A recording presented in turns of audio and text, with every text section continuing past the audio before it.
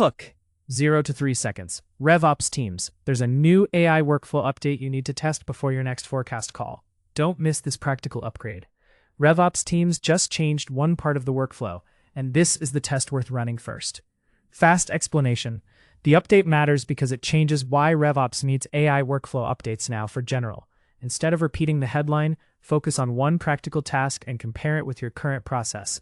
This script stays anchored on the AI workflow change RevOps teams should test before the next forecast call, so you can decide quickly whether the update is useful. Value. Step 1. Start with one real example from your workflow and write down what success looks like before you open RevOps teams.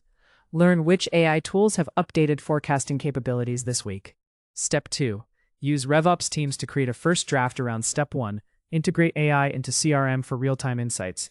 Then run a second pass that changes only one variable so you can compare the outputs cleanly.